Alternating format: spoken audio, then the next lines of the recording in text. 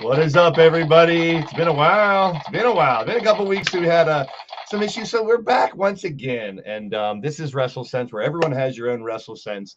Like it or not, like what you like, cheer who you cheer, boo who you cheer, love pro wrestling however you want to.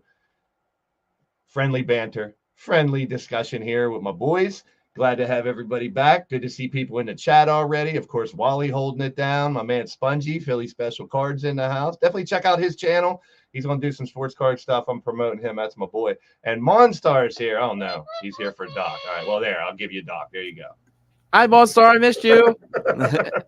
Oh, geez. What's going on? How you doing, Doc? Good to see you, bro.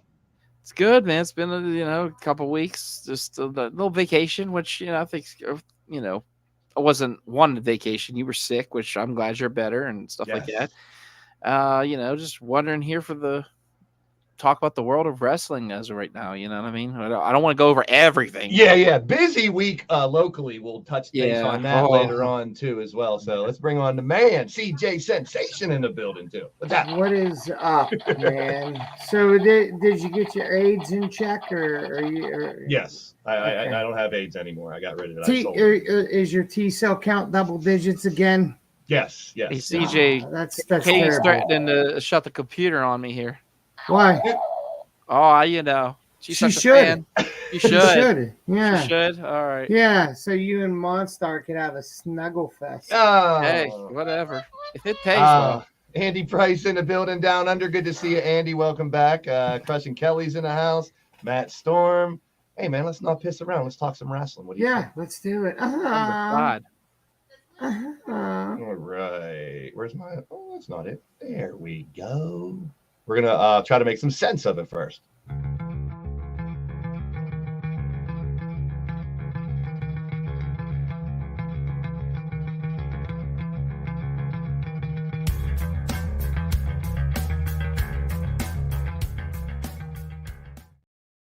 Forget how to operate this thing. It's like it's been like it feels like it's been like years. So let's talk wrestling network news first. I mean, we have all this crap about who's going to go where, what's moving around. The NWA story is kind of funny though. They seem to be signed with CW, and then they decided to have a pile of cocaine on their show. They were never signed with CW. Or they were about to, but that it seems like they were in talks, but that didn't seem to work out after that. But now we got to do the WB. I don't think that had anything to do with it. Was it a smart move? Absolutely not. But WWE was in talks with them way prior to the NWA stuff. It's not like cocaine has been a stranger to the pro wrestling world all these years, but it's never been like right in front of you on TV, though. I mean, cocaine's a hell of a drug. Yeah, I'm Rick James, bitch. So, I mean, what I really wanted to ask you guys, I want your take on, like, do you guys think Raw is going to move from Monday? Doc, what do you think about, how they're talking about that stuff? I don't think you can't. That has been a staple of Monday night now for like decades. There's no way they're going to move that. No way in hell, unless the money's extra good. But you cannot move Monday Night Raw off of Monday night. It just doesn't make sense. Yeah. CJ, you have any thoughts on some of this network moves and stuff going around? I do. I don't think that Raw is going to leave Monday.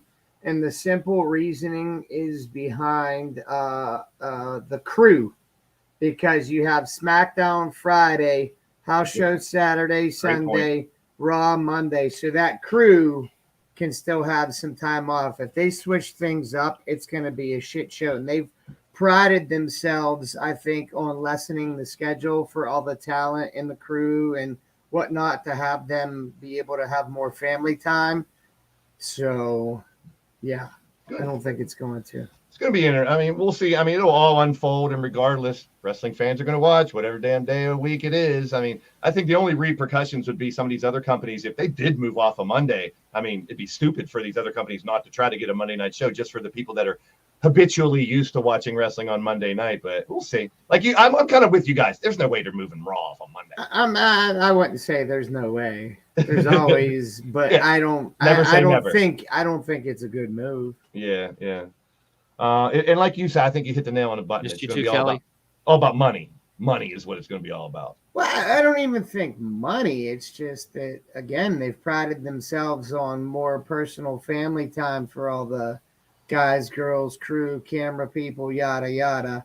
So as long as you keep Friday, Saturday, Sunday, Monday, then they could go home Tuesday, have Tuesday, Wednesday, not have to travel again until like maybe Thursday, at least have a couple days, you know.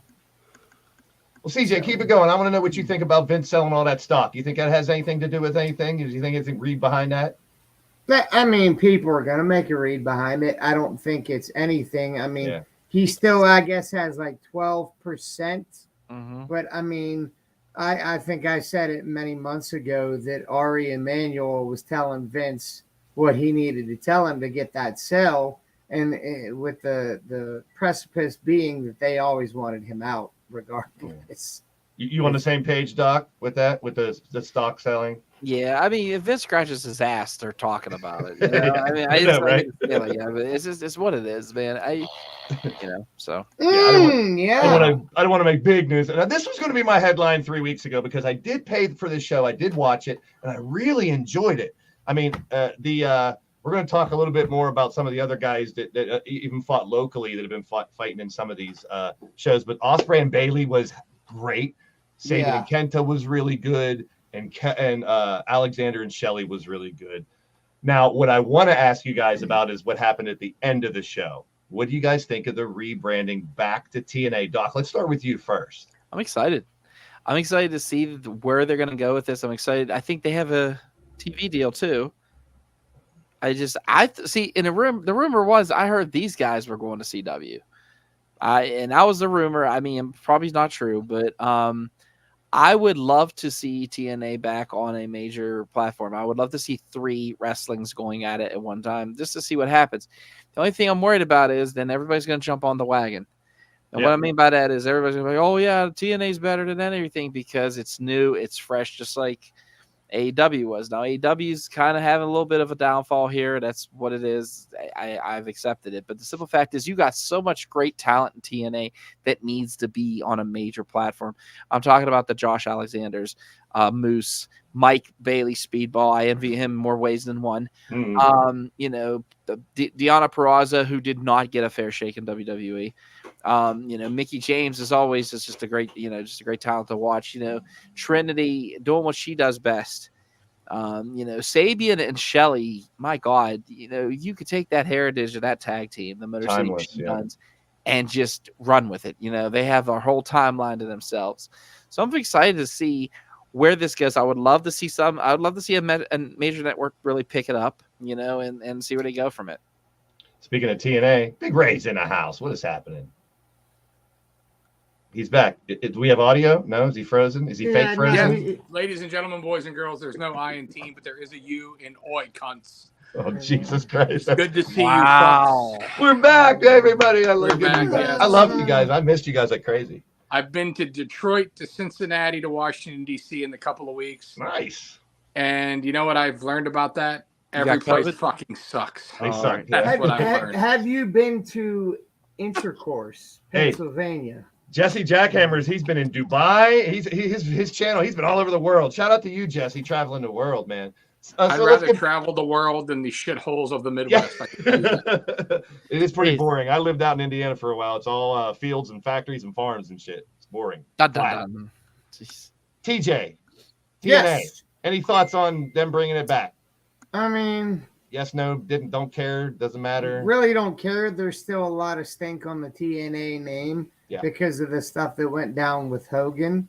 I mean, just don't bring him back. And not picking on Doc, you said like it's new. It's not new. It's still going to be pretty much the same. To other thing. Newer fans, it's going to be new. I meant to say to younger fans. Yeah, the people that weren't sitting. I was sitting in Ray's living room when Christian went over, and it was such a big like holy shit moment because Christian Cage defected. You know where I'm going out with this now. I kind of did word it wrong a little bit, but to me though, unless they. So all it basically does is clean up a timeline. So Impact Wrestling, let's be honest, never had traction. So as a name, as a company, they changed the name officially whenever Anthem bought it. And since then, they've been on probably the worst television deals that they could possibly be on. They're hardly in any homes. So they're hard as hell to watch. So at least this realigns the history that they have, because now they can go back, and if they show a Christian Cage clip of him winning the world title, they show an AJ Styles clip of him, winning a title or something like that, the logos are now going to match up. So it's not Impact Wrestling showing a clip from TNA, and for the casual fan being like, what the fuck does this have to do with anything? Yeah. And like Doc said, whenever I popped in, like I was listening for a few minutes while I was in the lobby waiting for you to throw me in here, Blaze, like what they have going on is not bad. Like, honestly, it's one show a week that I actually wish I had time to watch, because I see the clips they post on TikTok. I see the stuff, like the stuff with Scott D'Amore and Bully Ray right now is really entertaining. It's pretty solid. It's just for me. I can't even watch it unless I subscribe to Impact Plus and go out of my way to remember to watch it, which there's so much wrestling I don't have time to watch. I could put it on right now for you if you want. But my point is, like, so I use Hulu TV, and access isn't even an option for me. It's not on YouTube TV either. And one thing I think, and I'll let you guys, I don't know if you've talked about this. I know we haven't been on for 3 weeks, so like this is kind of past in the thing. Yeah. Is there's all this news right now about, the TV deals, the TV rights deals. We just heard AEW is, negotiating with Warner Brothers, and Fox might be in the network for something since they're losing SmackDown. CW was supposedly going to have NWA, and now it's having NXT. There's all this stuff going on. It just feels like maybe this was a strategic move by TNA to go to a network and say, like, look, we have history. We have this tape library. We have, a decade plus worth of stuff, and we have a roster with known names. It's not like we're an MLW where it's a lot of up and comers and not household names. There's a lot of household names on their roster.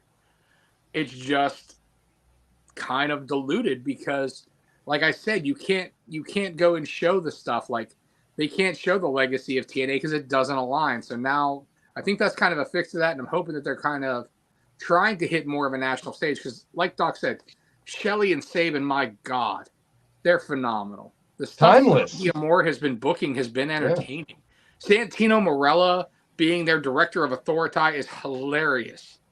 There's so much good stuff going on there that I feel like if they were just given a proper platform, amen, that they could not necessarily become they're not going to compete with AEW or TNA, but they can definitely be a lot more entertaining and should be getting more than 60,000 viewers a week. Yeah, to me, it's a reset, like you guys were talking about. A change gets eyes on stuff. So let's change it at the beginning of the year, see what happens. So, and there's a lot of people just like Jason from That Wrestling Podcast that love Impact and watch it and think it's one of the best shows. Good. It really is a great show. I got that pay-per-view. I enjoyed it from start to finish, and they got a lot of good stuff going on. So we've talked about this for months. The more wrestling out there, the better for the industry as a whole. For the young. Look at this. Did you guys hear about this? Is this true? She gonna be in a Quentin Tarantino movie? That's awesome if that's true. If that's legit, I love it down. I've always been a Steph fan. I'm sorry, I've always been a big Steph fan. Flashes and yams. Yeah, hell yeah, bring them on. I saw it. I was like, I have to talk about that. We'll get into more WWE here and talk a little bit about what happened at Crown Jewel quickly before we get to our preview. But we've talked about the differences with the Hogan reign and the Roman reign, no pun intended. And the question I have for you guys, we've talked about it a million times, and we'll start with Ray on this since you joined us. Is he going to hold that title to break Hogan? God, I hope not. It's going to go past Mania. He's going to. It's around SummerSlam, I believe. Yeah, I hope not. Like the reign. I'm not saying that Hogan doesn't have his faults. Isn't a pathological liar, probably a closet racist, probably the list goes on and on of things you want to accuse Hogan of, and that's your prerogative. To me, he's an American hero. He boomed wrestling, and you can't fault the character for the man behind. We've had that conversation 100 times about some of these guys that are childhood heroes like Ric Flair, but are dog shit humans. So I don't really see a reason why they need to erase Hogan's title reign or give Reigns that title reign. The fact that he's held the title as long as he has at this point is fucking astounding in today's day and age. True. The reign has been great up until I'd say the last 3 months, 4 months maybe. Like the fact of him only being on television every once in a while at first was kind of like, okay, he's a big deal, blah, blah, blah. But now it's without the bloodline really being in full force and without a true challenger to him right now, it's just convoluted to me. Like the storyline just is like a who cares type thing. Yeah. Like they hot shotted the LA Knight title shot. Like he's so hot right now, but that should have been another 3-month, 4-month chase, but they don't want to do that because of the impending Cody thing. And I don't get it. It went from being the best booked thing in wrestling, in my opinion, to totally not. Like totally not being ran right, I guess. And he's going to keep the title till Mania. It is what it is. I'm fine with it, unless The Rock agrees to do a match with him, in which case I have him drop it at the Rumble so that match doesn't have the title involved. And he's either going to need to lose it at the Rumble or Mania. I do not want to see this run till next summer. I do not care if he plays. CJ, will he hold it? CJ, will he hold it past Mania to break this record? I fucking hope not.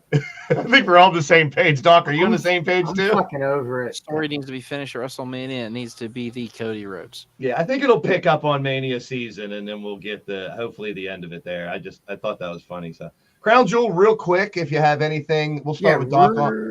CJ, we'll start with you since you got words. Anything on Crown Jewel that stuck out to you that you want to talk about? Yeah.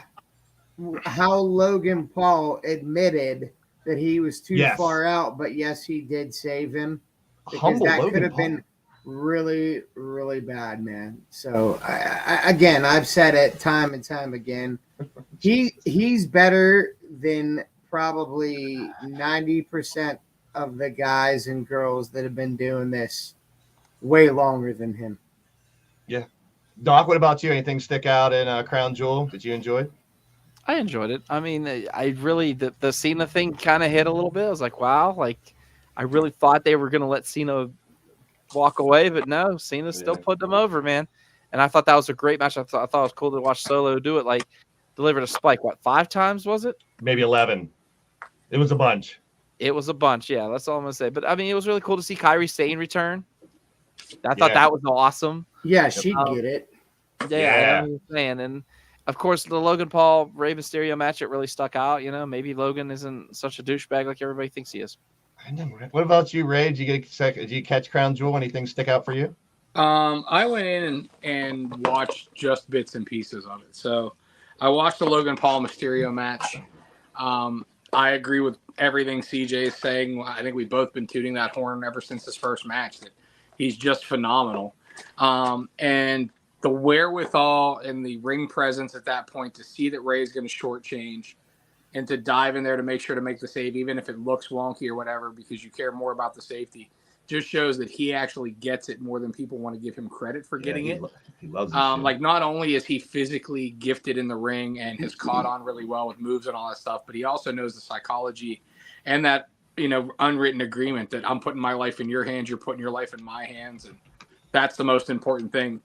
And for him to come out and say like, hey man, it was my fault. I was too far out. But and that shows a humbleness that I don't think he gets credit for. Yeah. Like it's his job to be a cocky prick. He's made his living online being, a douchebag and being that guy that pushes buttons. And that is him. But in the same token, he's a guy that cares about other people. And I think he cares about this industry. He said he's done with boxing for a while to only focus on wrestling, which I'll tell you this, as a part-timer, he's been phenomenal. You put this guy in full-time, give him 20 more matches, and let's see where he's at, because holy shit, man. Yeah. To me, I love what he does for WWE outside. Him going to try to pawn the U.S. That's what I was going to say. Was hilarious. He'll bring so much shine to that, sleeping with it, showering with it. To me, the old crap. Did you hear what Triple H told him? Yeah, don't fuck with it. Don't fuck with it on. So that not only there's all these dirt sheets going, he's going to lose the belt because he had sex in it. And I was like, oh my God, you people. The old Crown Jewel shows were glorified house shows for the most part. This one felt like a real pay-per-view to me. I'll leave it at that for that. And I've been really enjoying SmackDown and Raw lately. I mean, we have things. Whoever was the producer for the 4 or 5-way women's match, probably Tyson Kidd, needs a fucking raise because that was really good. And you mentioned the Kairi Sane thing, and then we saw Yeah. Asuka turn and join him. We saw Escobar turn. So it's like those are the happenings, the things to talk about at the the table at the school on Tuesday when the shows are over. The Kevin Owens I've been things. begging for the Escobar thing now for what, 3 months, Yeah. 4 months? So there was actually things on SmackDown to talk about over the weekend. Kevin Owens, he's brilliant. When he did that, I got to go get suspended, guys. Sorry. I mean, he's just awesome. I love Kevin Owens, everything he does. And then we had Raw, which was also a really good show. I mean, they're making things happen on each show. I mean, CJ, I see you can debate. I mean, it was better than what I'm used to. It was all right. I did not even get to see Raw. It was I'm just alright. catching up by looking at this picture. So wait, is Drew part of the? Yes, he joined. He's not joining, but he made an agreement to fight hand. with them. He's going to fight with them. Mm-hmm. I got a really cool picture coming up to show you with Judgment Day too. I don't know if it's next. Here's my only And thing about Raw Punk right coming? now. Oh, go ahead. I'm sorry, buddy. What? Yeah, go ahead. Shinsuke teased. He had teased in that Punk shit still with his interviews and stuff. He's getting these little, these little crumbs here and there. And I don't know. I don't think there's anything. Could there be anything to it? Oh, we'll see. You'll Well, I find mean, they out know on what the they're doing. 25th. They're keeping people talking. Yes, Yeah. and that's exactly what you should do. I think I do have that picture next. Look at this. That is badass. That's pretty fucking cool, Yeah. actually. Yeah. That is a really badass picture of Judgment Day. And I mean, it's not like Drew's like part of Judgment Day, but I like heel Drew better than face Drew. I always have. Yeah, agreed. I just think, for me. So I we'll actually think Drew should join. Me too. I actually think, personally, I think they should transition Priest out now. I think there should become, you heard, well, Doc, you didn't because you didn't get to see it. So in the opening promo, that all the guys standing in the ring bitching, Priest came out and said he was the leader of Judgment Day. Yeah. And then later he kind of backed off that statement in a backstage bit whenever Rio kind of asked him about it, and he was like, oh, it was just the heat of the moment, whatever. So I would like to see, I didn't want to see Finn Balor and him with the power struggle. We saw that kind of like, that separation over the Money in the Bank and over Seth and everything. But to me, that never really made sense because Finn just has no credibility as a main eventer right now. He's lost to everybody. He's secondary. And now they have a guy with JD McDonough in the Judgment Day where him and Finn can be a legit tag team. You have a legit tag team now in the faction. You have a young guy coming up in Dominic, who we all know is brilliant. And by the way, there is a prank call from Zelina Vega to Dominic Mysterio. Classic, hilarious. If you haven't seen it, YouTube it. It's hilarious. Yeah, she's done a couple of those. And now we have Drew in, where we could get this point of contention between those two as the two big men, the two things in it. I think Priest going babyface and Drew taking his spot as the alpha in Judgment Day. And then you have all of Judgment Day being, a little more foreign leaning, a little more, that kind of thing. Dom's Dom. I think they've been priming Priest for a babyface role. He got some babyface reactions right around the Puerto Rico thing. I would like to see that. I've liked them as a faction right now, but they're starting to hit that stride of, okay, something needs to change. And the addition of McDonough is not the change. The addition of Drew, though, can really add some intrigue to that storyline. And let's be honest, they've done jack shit with Drew. I was going to say next week we'll talk preview Survivor Series, but it's Thanksgiving. We're not going to be here next Thursday for Thanksgiving, but in 2 weeks we will discuss what happened at Survivor Series and how it all went down. If I can find a time to do maybe something on Friday or Saturday, I don't know. Maybe we'll do a little mini thing or something. I don't know. Let's go over to AEW. We're going to talk a couple little tidbits before we get our preview of Full Gear, and we'll give our 2 cents. So we'll be right back.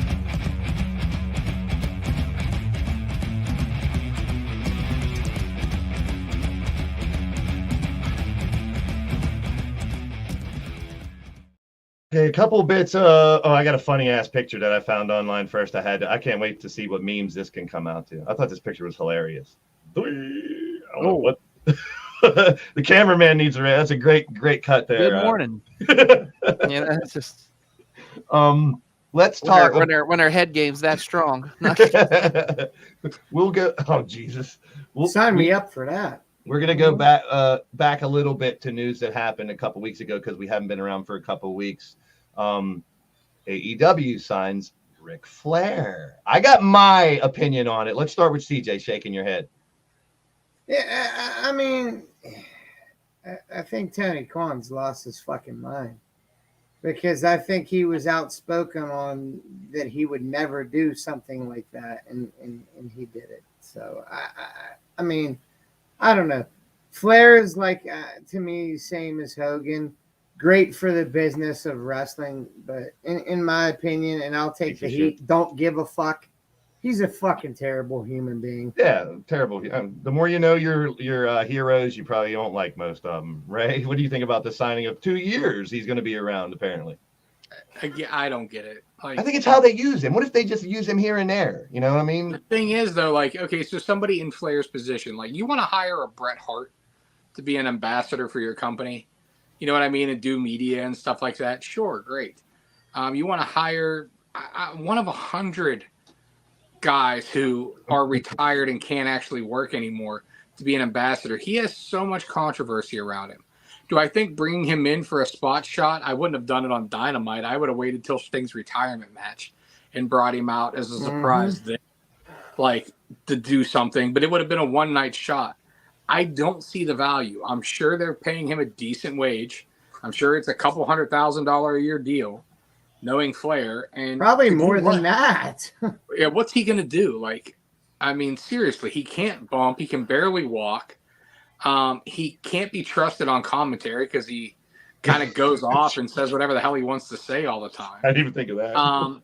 They don't script promos in AEW, so even his mic things were kind of jumbled a little bit because he's not being told exactly what to say. I just, like I said, I don't know. I feel like there's a lot. Take that money and throw it at Will Ospreay. Yeah. You know, somebody who can actually move the needle for your business. You want to hire somebody as an ambassador role, hire somebody that not only is going to be an ambassador for the company as a veteran, but hire somebody that's going to work with the talent backstage. Do you see Flair back there helping guys with promos? No. Or helping them lay matches out? Not a fucking chance. What about you, Doc? What's your thoughts on it? Flair signed. He's a household name that I don't know what the hell they were thinking, but I'm okay with it. I'm okay with him being there. I just don't, it's if he's there, great. If he's not, he's not. I'm kind of just at that point. I totally get how all three of you said it, but my take on it is one of my favorite all-time wrestlers is Sting. When you think of Sting's, history, you can't talk about Sting's history without Flair. To have Flair along just for the end of his career, I think, but that's a little bit. But he signed a 2-year deal. I'm just talking about the run up to Sting's last match. Not only that, he said that about being with Sting for the run up to the last match, and then he was not there the following week. Yeah, I don't know. I think they're going to use him. Yeah, is he going to be there at full gear and come out with them? They're talking about the Woo drink that he has that they're going to sponsors and that and shit. It's the official energy drink of AEW now, and it's going to be sold at all shows. So yeah, they're going to do shit like that. What if he's the devil? He's the devil. I'll quit watching wrestling. I think if you I would laugh my ass off. You milk the name of Flair going up to this, you bring him on for signings and shit like that. It's nostalgia for me. I don't want him to commentary. I don't want him to fight. But when they interviewed him, he goes, "I don't go to work without a blade on me." So he's ready to cut himself and bleed. So he's going to take. He doesn't even need a fucking blade. If he sneezes, no juice. He's going to take a bump. He will take a bump. I'm telling you that. If he farts the wrong way, he couldn't even walk up the steps to get in the ring. There's somebody who can't walk down the steps, and we'll talk about here in a little bit too. Did anybody here watch Ric Flair's last match? It was fucking terrible. Yeah, he passed out. He even admitted he passed out. Yeah. The only good part of that match was Jeff Jarrett and Andrade and Lethal. Yeah. Like everybody else worked their ass off. Jeff Jarrett stole the show. Yeah, but this is there's good no debate. answer but I think if they can capitalize on the name and use him very sparingly, it would be okay. And they overuse the name, there's a but no signing I regret it. agree with. So everybody mocked the Jeff Jarrett signing. Jeff Jarrett has been great for the company. He's been Jeff hilarious. Jarrett has come in, looked great, worked, helped put some young guys over, been entertaining. He's working backstage. He's doing stuff. You want to hire an ambassador? Go hire Mick fucking Foley. At least Mick will be backstage helping young guys with their shit. Yeah. At least Mick is a is a stand-up human being. All right. Give Nick a fucking job. You brought up the devil, so let's discuss it now while we're on it. We got the attack. If Ric Flair is the devil, I will shoot myself. They actually said, I heard a report with a 22-gallon. I'm not coming over Saturday if you're going to do that. I'm just joking. Fightful reported that from inside, they are saying that these 4 men that are in these costumes are the men that are going to be revealed. It's not like, they're, like Retribution, where there's that 5'5" guy, and the next thing you know, this is supposed to be, from what they said, it's the anti-Retribution group. So who do you guys think the devil is, Doc? Who do you think, Doc? Who do you think the devil is? Oh, my God. Come back to me, because I got like 2 different ones. CJ? Adam Cole. Ray? That was one of them. Do you want what I think, or do you want what I want? Both. Hit me with both of them. I want it to be Punk. I'm with you. That would be the biggest swerve ever. That would be fantastic. But I don't. That would be the greatest thing in wrestling. and I, as a purveyor of the wrestling business, somebody that touts the wrestling business, I totally don't want to see it happen, because I don't want Punk to be forgiven for his fucking behavior. But what if this has all been a work? What if this has all been a storyline? Biggest work in wrestling history. Say it for me. Say it one time. It's a work. I mean, just like the whole ordeal, just like the whole ordeal with Roman and Hulk's reign. Guess what? It doesn't fucking matter. Yeah. It's a work. What if it's CM Punk? What if Jack Perry is one of the guys under the mask? Oh God! I was thinking Perry could be the devil. I think Wardlow's the big guy. I think that's Wardlow. That big guy is Wardlow. I was gonna say I put War Dog helped Punk to beat MJF with the ring. Yeah. He hates MJF already. You have Jack Perry, who all the controversies involved in or whatever. And who do we have as the last guy? Samoa fucking Joe. And you have one of the baddest ass stables ever. Yeah. I heard O'Reilly thrown around, but he's nowhere near coming back. There's no reason for O'Reilly to. It doesn't make sense. He could be a henchman. It makes sense. But yeah, he could be one of them. That's what my heart wants, because I think that would be the greatest work ever. Mm-hmm. Agreed. My brain says it's Adam Cole, Roddy, and the Kingdom are your guys. Because last night they were saying it's MJF's the devil. MJF's the devil. He can't be, because he was in the ring while the devil has been shown. It's not MJF. And does that matter? Yeah, no. People are saying Tony but Khan, to me, it fucking does, because it makes no sense. Yes, exactly. And if they end up doing it with Mustafa Ali or Ziggler, fucking Drew or Dolph Ziggler, from what I heard, they have to wait to reveal them then, because unless they got them out of their contracts, because they're not done until end of the year, so it's going to be a while. I think my first thought was that maybe it's a good way to bring Jack Perry back, but is that big enough impact? I think him as a henchman's better. Doc, you got anything yet? I thought it was like I said, my 2 choices were either Perry and then Cole, because the simple fact is Cole is just so out of the picture right now. Even though the cleaning Roddy's house and the giraffe has just made it for me. But just the simple fact is, you have this fucking, he's like this friend who's just on the outside looking in, like what if this is what legit happened? But man, he did fuck his ankle up when he jumped off that stage. Yeah. So I heard people saying Britt could be the devil. Britt is the devil, and someone said that video they made with the which, by the way, my God, Soraya. Oh. Yeah, Britt already came out and said, Shane O'Mac. I've heard that rumor too. Oh my God, is the devil. No. All right, well, we'll find out soon enough. Maybe this Saturday. Probably not, but this injury was bad. But I'm gonna skip right past it. The fact that he's coming back already for this G1 style tournament. Danielson's the fucking man. I don't know what to say. I always thought he was going to end up in a G1, because that's one of the reasons when he signed, he said, I always wanted to go to New Japan and be in a G1, but now they bring the G1 to AEW. So what do you guys, Ray, what do you think about this Continental Classic G1 style tournament? I love it. I think it's a great. I'm all for it. I've always, like you said, the intrigue of the G1's always been cool. And I feel like that's something that, let's be honest, everything that WWE has done or created has been stolen in some way, shape, or form by every other company. You know what I mean? And it's just because they were the first to do it. you have War Games that was WCW's, but then WWE ends up owning it, and then AEW does their own Blood and Guts. WWE did the first Battle Royal, the first ladder, Money in the Bank ladder match, the first blah, blah, blah, blah, blah, and everybody has some version of it, whether it's a Casino Battle Royal, the, Face of the Revolution ladder match, whatever. And I have no knock on that whatsoever, but one thing that has never been brought stateside for us is something like this, the G1 Classic. There's a few gimmicks out there that I miss, and AEW has been good on capitalizing on them. I always loved back in WCW, they used to do the Lethal Lottery, where you pick names for the partners, and they did that. That's how we got the Cole and MJF tag team that was classic as hell. So I like that they're looking to other stuff now instead of just taking from their direct competition. Okay, WCW did this or WWE did this, so we're going to take it.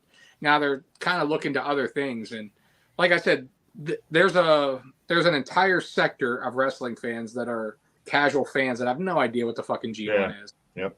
And it's going to be a cool experience for them. Doc, any thoughts on them putting together their own G1? I'm excited to see where it goes and see if it's a success or not. Let's throw it at the wall and see what happens. CJ, do you care? I mean, it depends on who all's going to be in it for me. 12 people, so. Well, yeah, but who besides Bryan Danielson? I agree. It needs to be the guys. It needs to be Swerve. It needs to be Samoa Joe. It needs to be Hangman. It needs to be 12 main event caliber or just under main event caliber guys. If they throw Action Andretti in it, then who gives a shit? Yeah, I think Danielson's going to have a mask. That's going to be pretty cool, too. I mean, he got a broken face. I mean, he might come back with a mask. Orbital bone, just the eye. Yeah. And then we got, just real quick, just to know that we got a new pay-per-view. Now, the World's End at the end of the year there, so I'm kind of looking forward to that. We'll see how that goes. Let's talk about last night. CJ, I want you to start because you had some thoughts on last night's Dynamite show. I mean, it was okay. I don't know why they call that the go-home show when we got that big we got 3 hours tomorrow night. I mean, Dynamite, they say it's a go-home show. I mean, did you like anything from last night? What did you like from last night? The Young Bucks, Penta, and Commander, the face-to-face with Swerve and Hangman. That was raw. Red Velvet and Sky Blue. Ew. Yeah. Although that one move she tried to do, that Code Red from the top rope, was kind of cool. Execution was wonky, but the idea is there. The Commander did that one where he jumped off the top over someone and hit a Code Red, which I've never seen. Which was pretty crazy. Yeah, it was like more of a Mexican destroyer. Yeah, like a destroyer. Yeah, true. Off of someone's, off the top. It was pretty crazy. Mm-hmm. But I think the building street to the fight was. It was what it was. Just that, a massive. I've never seen a bike used. I've never seen a bike used though. A bicycle. That was interesting. I popped very happy to take that bump. That fucking looked terrible. Very flat ending of the show.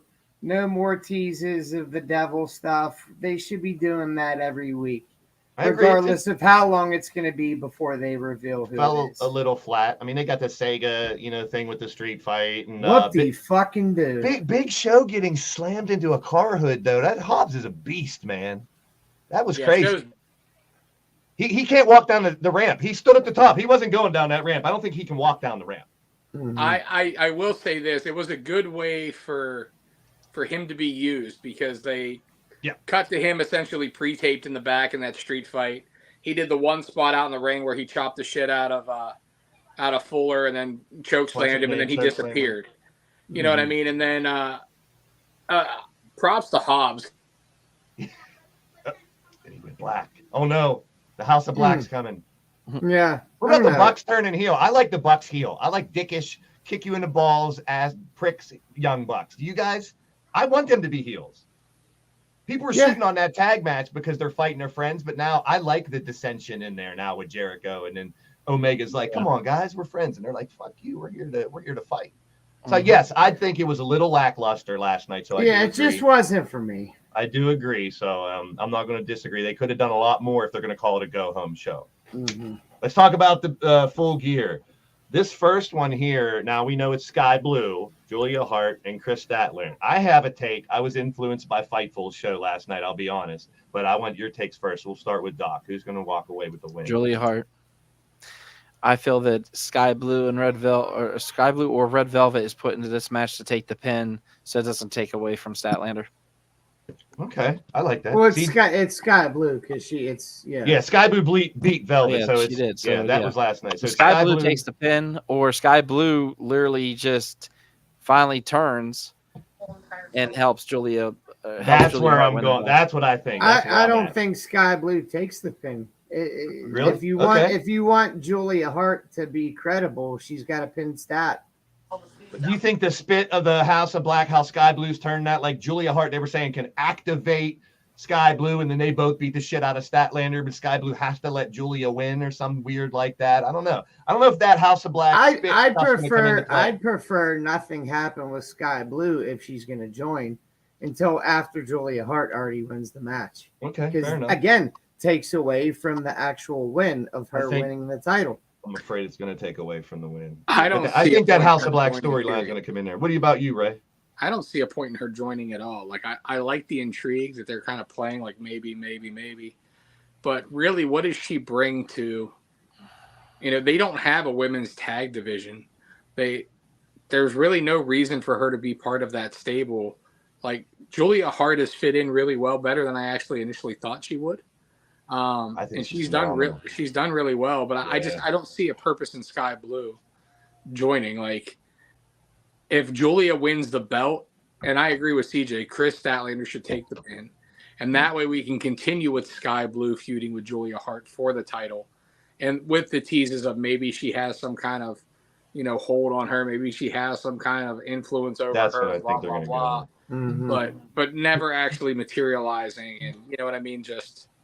You got Julia winning too? I don't see the purpose in her joining the House of Black. Do you have Julia winning too, Ray? Yeah, I think it. Statlander's been not necessarily flat. I don't want to take away from her because she came back from a really bad injury. I really like her, but her title reign has been, let's be honest, kind of flat. She's not as over as she was when she got hurt. And throwing her directly back into the title picture, having her beat Jade, should have been like this massive thing and this massive catapult, but it just wasn't. CJ, you got Julia winning too? Yeah, absolutely. Cool. I think that's the right move.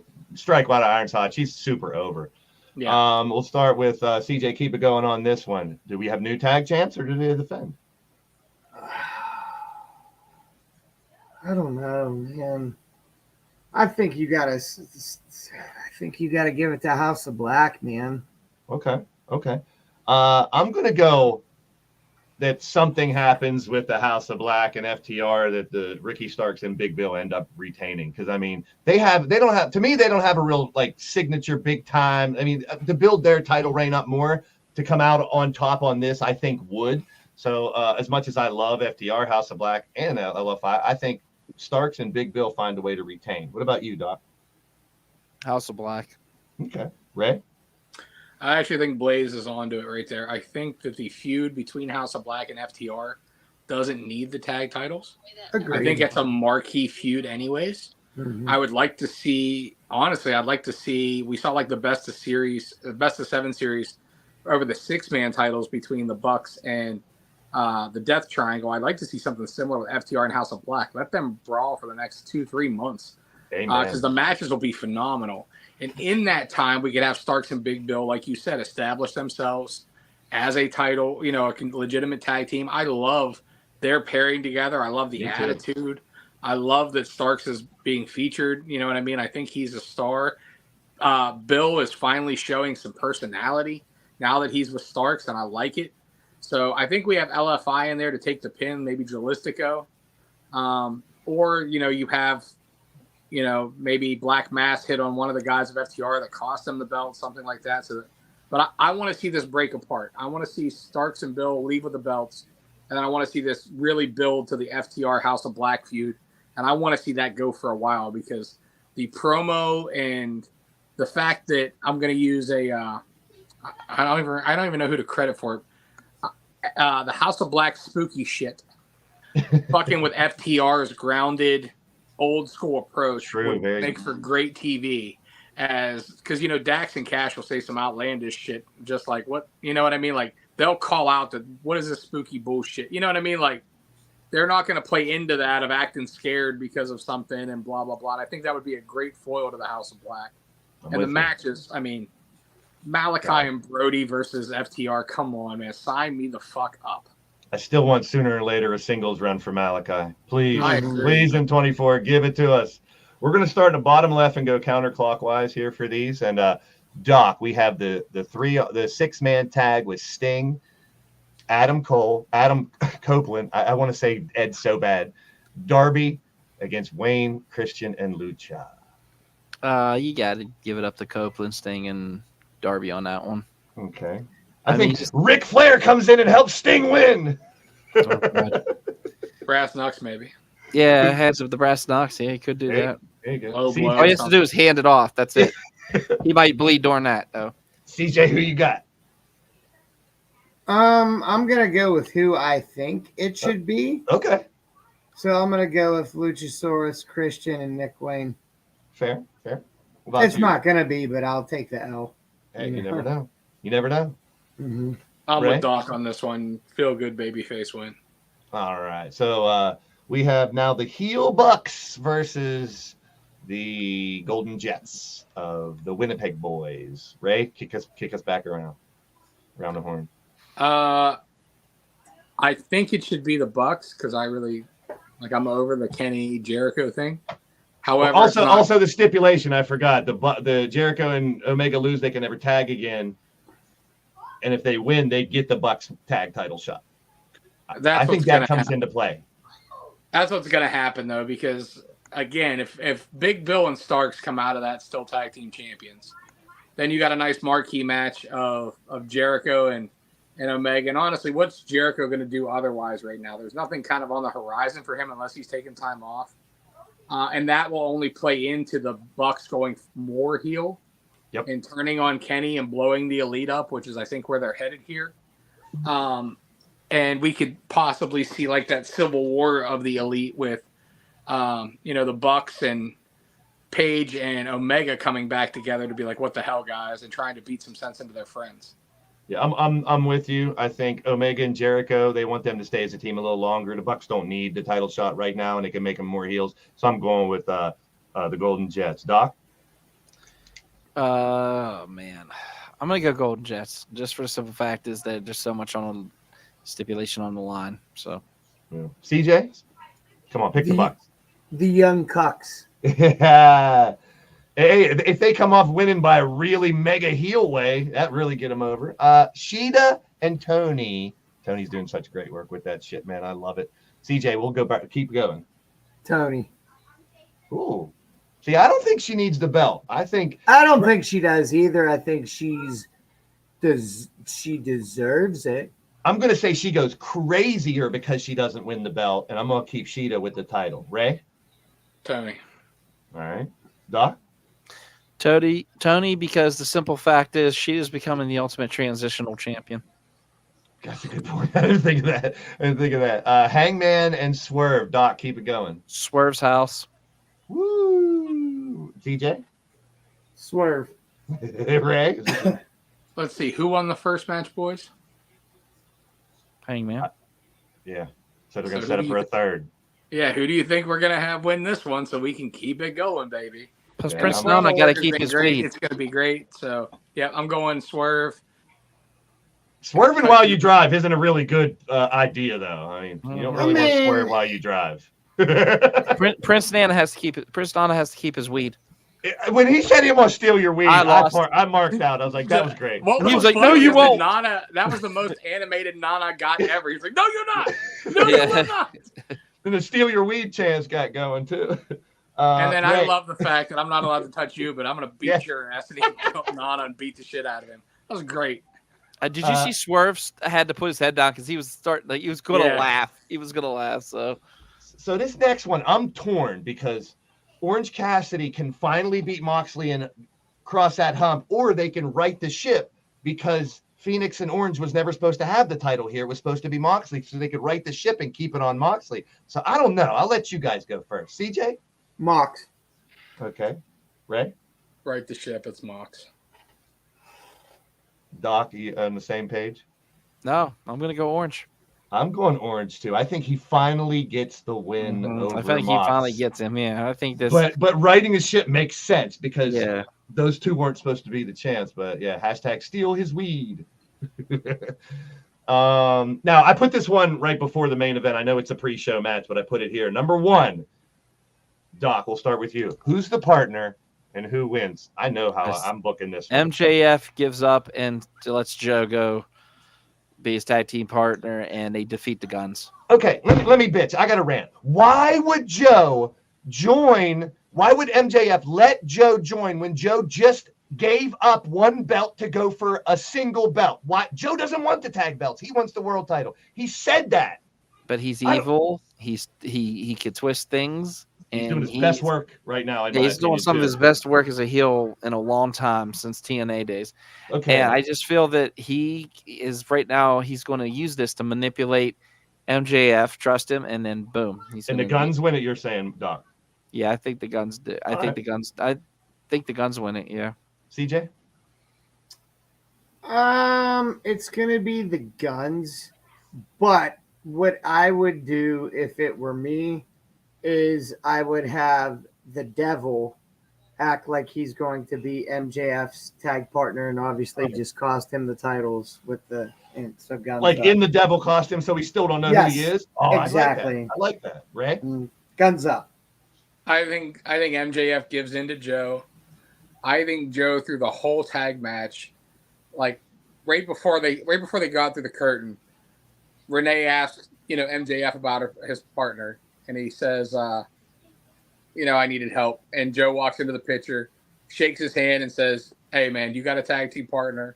Personal stuff aside, let's go win this match. And the whole match, Joe acts like the perfect tag team partner. They even yell double clothesline and do the double clothesline, the whole 9 yards. As soon as the bell rings and they lift the belts, Joe just annihilates MJF. Throws the belt on his chest and walks out because he did what he said he would do. He would help him defend. Backed him up, and now I'm owed a title shot. So you say they retain? They retain, but as soon as the hands are raised, he STOs and muscle busters MJF and puts both the belts on his chest and walks out. He got his title match. He did what he said he would do. And like I said, through the whole tag match, I want to see like an enthusiastic, mega babyface Joe. Like he's the one who calls for the double clothesline and tags Max in. And then as soon as the match is over, fucks him up. And then on the way out, he's like, I got my title shot. I did what I needed to do. I got the Guns winning. I think it is Joe. It doesn't make total sense, but I kind of get why he let him. But I think it's the Guns. But put him on ROH TV if they have the ROH belts, please. Give him a little shine over there. Main event, World Championship, Jay White MJF. Ray, did we see a new champ? No, it's MJF. All right. Doc? MJF. CJ. MJF, so he could lose in December to make people think he's really going to WWE. Yeah, I think they should put it on Joe. Now, here's the last question about this show, and we'll start with Doc. Who is the mystery signing? The world's best wrestler, he says. One of the world's best wrestlers. Today, Mercedes Moné debunked it. They said it's not her. I think it's her Ospreay. Ospreay's not up till February. So, Doc, who do you think this could be? You don't come out and say world's best wrestler. 3 people. Will Ospreay. Yeah. Flip Gordon. Flip Gordon. As the world's best wrestler. I don't think he's one of the world's best. He's self-proclaimed, but he ain't the world's best wrestler. And then, I was thinking Ziggler, but Ziggler's not the world's best either. It's such a hard decision on who to make or who to even guess on this, but like I said, I feel like it's Will Ospreay. I think it's still Mercedes. I think they're trying to get us to not think it's her because they can get away with saying she's the best women's wrestler, but they can't get away with saying anybody else. And Ospreay's not up till February, I think, unless they bought out his contract. I don't know. CJ, where are you at on it? Ospreay. You think it's Ospreay? I mean, there's no reason they couldn't announce Ospreay right now, considering they have a working agreement with NJPW. Great point. True. He's fighting Josh Alexander tonight, I think, on Impact. Yeah. Yeah, I 100% feel like it's Ospreay. I hope it's got to be one of those two in my If opinion. it's not Osprey or Sasha, it's a letdown. Yeah, me too. I agree. That's where I'm at. Exactly. All right. We got a review here to go over to close it out. We're going to talk about man, what a busy week it has been locally.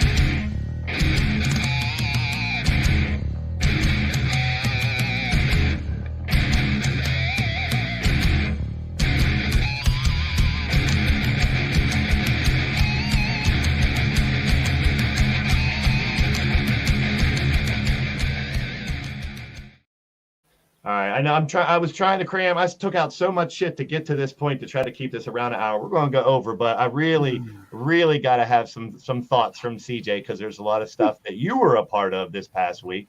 We're going to start up, and we're going to go back a little further. Yeah, I was going to talk about Commander and Vikingo. They just had a match on TV. How did that match come off? How was this show? It was fucking phenomenal. Yeah, it's what you would expect it to have been. They pulled out all the stops. Ray Lynn is a consummate professional. I can't say enough good about her. Derek Dillinger is the guy. You'll be able to see him also. Little shout out to my man Chris Hero, West Coast Pro. Tomorrow night, Derek Dillinger will be a part of it for you people on the West Coast. Gannon and Duke was one for the ages. And that Super Indie title changed hands twice that night, right? It did. Gannon defeated Duke Davis, and then that fucking scumbag Justin Plummer rewarded Anthony Katina for helping end Jock's career. So Anthony Katina then defeated Gannon Jones Jr. to close out the show. It was in the whole Jock Sanson's last match thing. It was phenomenal, man. It was phenomenal. And for those that don't know, CJ had the stripes on. You didn't get? I did not have the stripes. You didn't? On. Oh, you didn't that night? No. Huh. Listen, brother, I'm Gorilla Man. Nice. I'd love to pick your brain about something. What are you learning? Some great stuff. You getting ready to take over your own federation here in a couple of years? Absolutely not. Well, let's talk about another one you did have your hand in. Yes. Wrestle. I gotta see one of these shows. I've seen some highlights. It looks like the lasers in the shows. Tell us a little bit about WrestleRex, man. No offense to any other indie promotion because they're all putting on a great product. But when I say WrestleRex is something special, like I don't think you're gonna find anything like it anywhere else. And kudos to Corey Graves and Carmella having their baby Dimitri.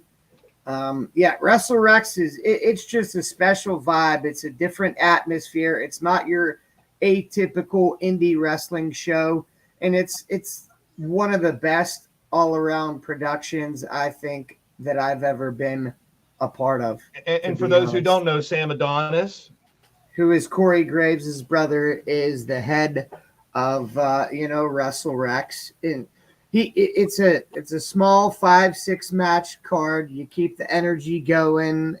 It's something special. I can't do it as much justice by just speaking about it as it would for you to be there live in person. Definitely go Google it. Look at some highlights. I'm telling you, the spectacle of some of the highlights. I was like, it's different. It's something. It looks like really something cool. I'd like to go watch one of those. But to check out WrestleRex if you have it in the local area as well. From the side, part 2. A year later, and now it's an annual thing here with my man CJ. A lot of shit went down on this show. I know. I don't even know where to start. Doc, guide us through some of the highlights of From the Side 2, and we can start with CJ's stuff if you want. Well, some fact is CJ Sensation. He's been putting up with Preston Everest now for a year. Troy Lord's best friends, high school. Actually, since high school with CJ. Oh, wow. Came in to defend CJ's honor because CJ's not been cleared yet. Obviously, Preston Everest has done his homework and has seen CJ in the ring reffing some other promotions and has challenged him to a match next month. The fight to end the war is next month. I'm excited to see it. So good luck to CJ on this one. I know that CJ can definitely pull it off. So before you give us a summary of the rest, Doc, CJ, I want your thoughts. You're going to go back in the ring. You're finally ready, right? What's going through your mind? I mean, I've been waiting for this. I was hoping we're kind of jumping the gun a little bit, but we'll get into it. Doc knows what I'm talking about. Mm-hmm. But it's going to be Falls Count Anywhere, no disqualification, and I mean, it's no surprise. Yeah, I'm cleared. I mean, he deserves it. Preston deserves a beatdown, bro, and I hope you do it, bud. Yeah, bud. I'm gonna make Preston Everest my bitch. Oh, goes without saying, and I mean, this isn't breaking behind the curtain, whatever. I have nothing bad that I could say about the intellectual mind of Preston Everest for this business. I mean, promo 101 is talk about the match, put over yourself, put over your opponent, and that's exactly what I'm gonna do. The kid, I've said it throughout this entire year, love him or hate him, and I think he's a piece of shit. The kid has a seriously bright future in this business of professional wrestling. All right, Doc, little highlights, bottom left corner. We got some suspensions. Yeah, J.J. Rumham and Bennett Cole are suspended. J.J. Rumham actually decking the co-owner of 2PW, Papa Judo. J.J. Rumham has been pretty much running a whole shot throughout 2PW. He's joined forces with Joey Moses Enterprises, which is comprised of Rumham, Cole, the sleeper Don Murphy, David Lawless, who's out actually doing business and was not able to make the match, so Joey Moses filled in. Beast Man, who's just a entity in himself. And like I said, Team 2PW is strong, though. I mean, you have the Runway, you have HL Supreme, Stevie LaBelle, and A1 Anthony Young. However, Joey Moses, if you've watched the Prospect Pro Wrestling Facebook, I was interviewing the Brotherhood, asking them why. Yeah. Why did they attack the Runway after the match? And here come Joey Moses. I'm very worried about this. I'm not going to say anything yet, but the Brotherhood did look slightly interested. I'm not going to lie. The Saint Brothers, what can I say about them? They made their debut, and they did pretty well. I mean, they did not defeat the Brotherhood, but they did take the Brotherhood to its limit. I was really hoping we'd have a new Prospect champ, man. I was rooting for Tad. Well, we'll get into that in 1 second. Chess Fletcher, however, announcing that there will be a Pasta Deathmatch 3. Oh, no. PTSD has run through Michael Doc Doherty's body when he heard that, because the first time, it was like my first ever event, I had to call the Pasta Deathmatch, and I got hit in the face with a bunch, like they had boiled pasta. It was hanging off the ropes. It was like, it was insane. It was like if CJ saw a video of Penny from Big Bang Theory naked. It was hanging everywhere. I have. Can you please send me the link? Okay, number 2, Danny Ozadic made his debut, actually getting a dream match against Jason Gorey, and Gorey kind of turned that into a nightmare, defeating the youngster. We also had a debut of Felix Kabasi Mayhem, defeating his teacher. That's right, Mandime Elijah Dean making his return to 2PW, the former top Prospect champion. And he actually did lose to Felix Cause. Felix Cause is amazing, and I see a bright future for that youngster, definitely. Jamie Jameson came out, called out John McChesney, and what happened? Here comes Zach Nystrom. That's right, the second half of Money Shot. And Jamie Jameson had a tough test, but was able to defeat Zach Nystrom. So next month, you're finally going to see Jamie Jameson get his top Prospect title shot against the champion. That's right, Big League John McChesney, who was victorious over Tad Jarvis. But I will say this from the bottom of my heart, Tad Jarvis fought his heart out. It was one of the best matches I've ever seen Tad Jarvis wrestle. And, I mean, he was taken to his limit.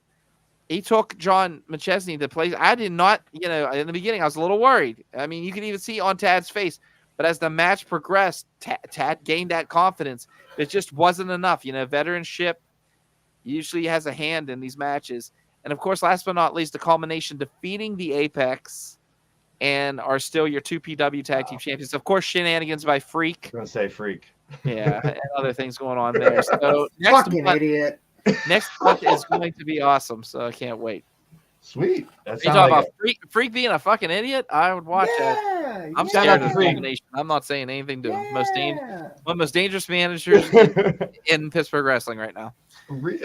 Really quick up the street from me here, there was a tag team tournament in Ryse at the old Uniontown Mall with some familiar. The Outrunners just on AEW not too long ago, I believe, showed up. But the Rad Boys. Anything you guys can tell me about the Rad Boys? Yeah, congrats. They're solid, man. They're solid. They're young and they get it. And they're amazing tag team. And I mean, these guys are good. They're just good people. And I'm excited for them. And I'm very happy for them that they won this tournament. They look really young. They like relatively new to the scene, or they've been around for a couple while? Years. About 2 or 3 years. Mm-hmm. Good stuff. Good stuff. And then we got the Renegade Wrestling Alliance show. Renegade Roulette. I like the idea. Of course, I'll hand it off to Ray. Must have enjoyed the show. What are you clapping for? Because Chris Taylor finally woke the fuck up. Oh yeah, you beat the hell out of who he really is, which is the scumbag, just like the rest of us, and fucking planted Derek's head into the mat. Love it. It was the greatest. The association with Preston Everest. Brutal. On the association with J-Rock Daddy. However, yay for Chris getting to be Chris. And his post event media scrum where he told you to go to hell. That was hilarious. It was classic. Sorry, Doc, but it was He really didn't tell me to go to hell. I just left before he could say anything to me. So nice try there. Number 2. Take it away, Doc. I don't know. I'm kind of shocked about it. I haven't talked to him. I've ignored his calls. I've ignored his messages. So we'll see what happens in December. But I just feel that he sold his soul to the devil when it comes to J-Rock and Preston. If he did this on his own, you know what? I'd have let him. I wouldn't have really got emotional like I did. I did. I cussed him out. I said some things, and there's some other footage going to be out there soon that. There's him trying to talk to my son, and I took Bodie and I got him out of there. I don't want him talking to Chris. Yeah, I'm not going to sit here and BS anybody. Chris will always be Bodie's uncle, in my eyes. But I don't know what the hell's going through his head right now. However, I'm shocked. I'm shocked about it. And I know you're feel better, really feel happy bad. or whatever you want to do there, DH. But the simple fact is, I mean, he took somebody who gave him an opportunity, gave me an opportunity, gave you an opportunity, and stabbed him in the back. Feel bad never shouted orders. Feel bad asked him for help. There's a difference between giving somebody orders and making them a soldier and then asking them for help when they had trouble. And that's exactly what Feel Bad did. So I still don't understand. Is a user, bro.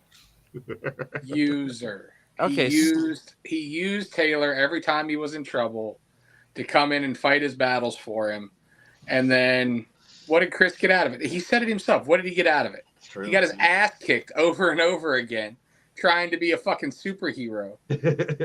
So you joined the person that puts your best friend through hell and back. I'm talking about J-Rock and Rev. With the associations. I just like the fact that Taylor woke up.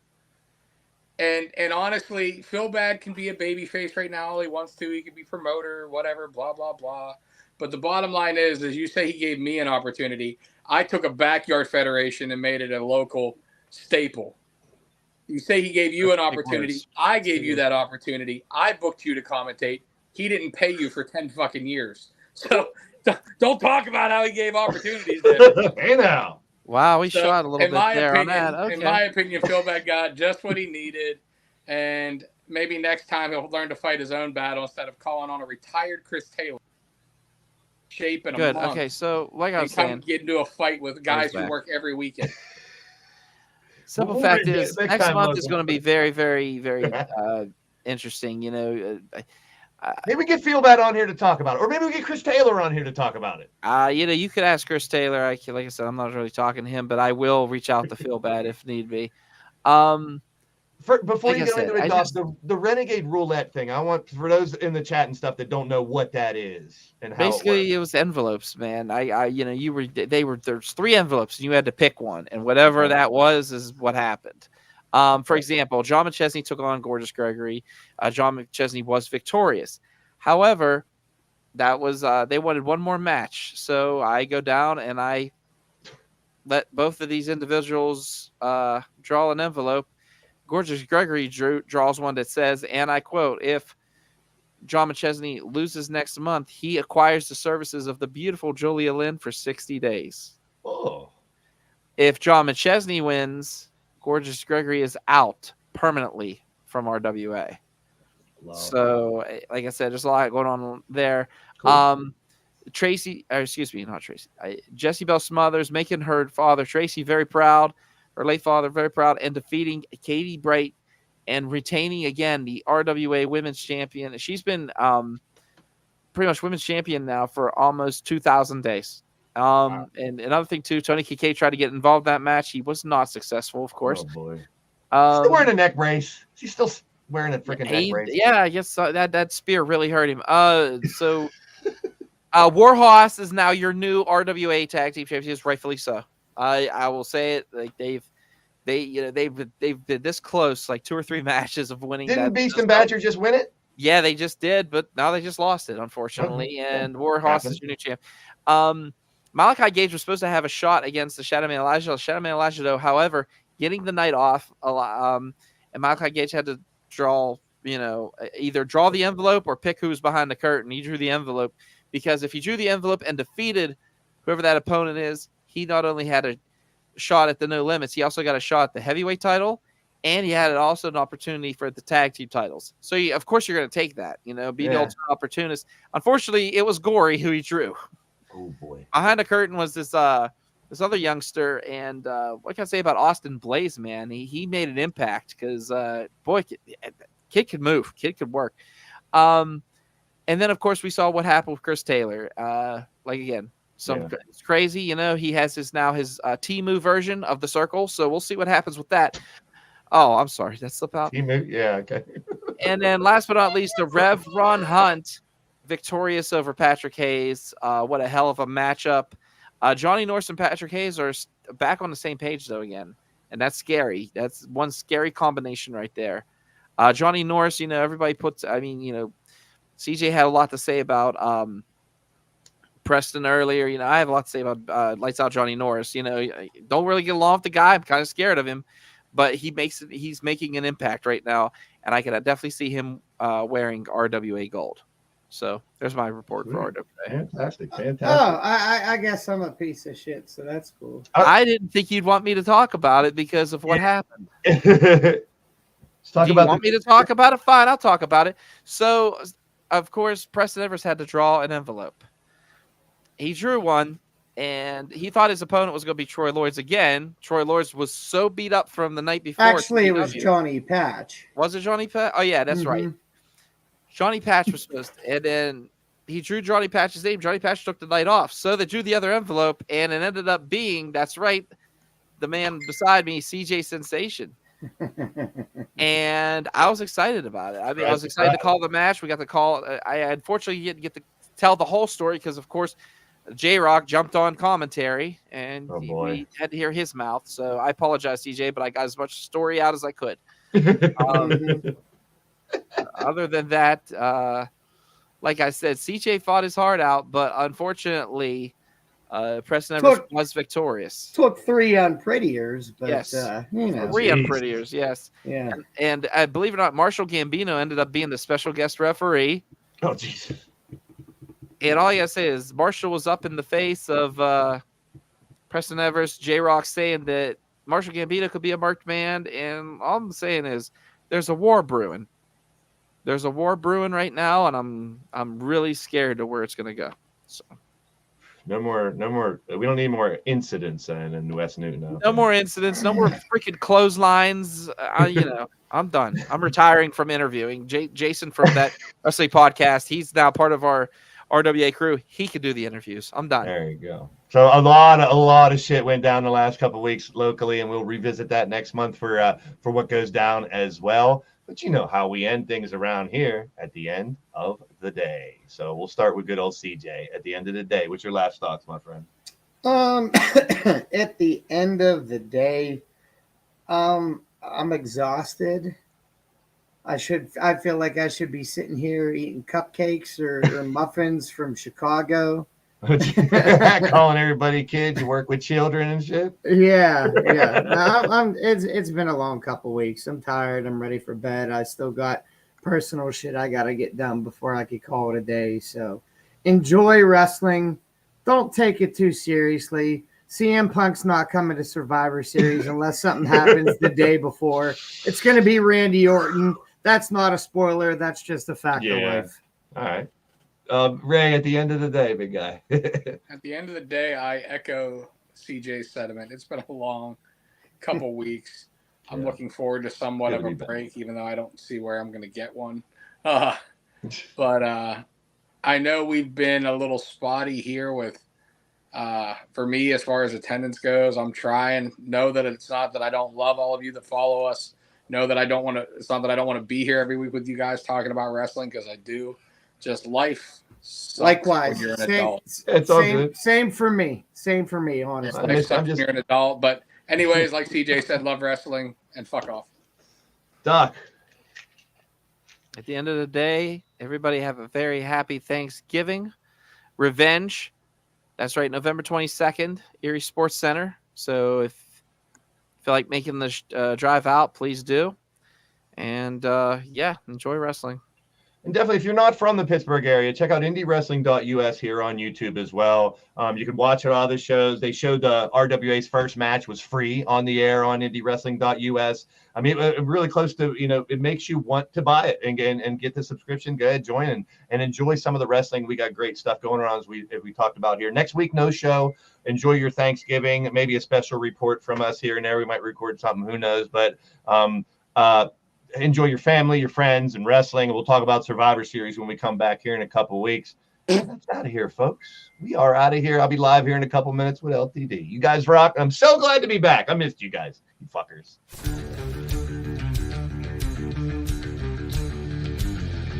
Why don't you suck it, Trebek? Trebek, anal bum cover. Suck it hard. I'll take anal bum cover for 200, Alex. I'll take the rapist. I'll take 8 tits. I'll take the pen is mightier. There it is. Celebrity Jeopardy coming to WrestleSense too. We're going to do Celebrity WrestleSense Jeopardy. Oh, yeah, I can get into that. Stooping that low. Wrestling Jeopardy right here on WrestleSense coming soon. Stay tuned. Chris Taylor should nickname that cutter to the shower. Oh, it's the only thing that defeats smell bad.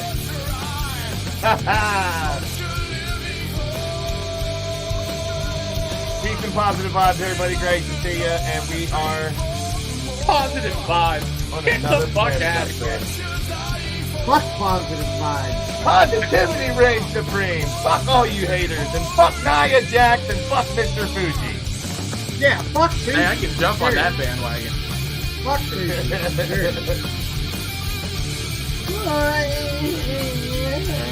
muted, Doc. Doc's like, you're muted. You gotta unmute, Doc.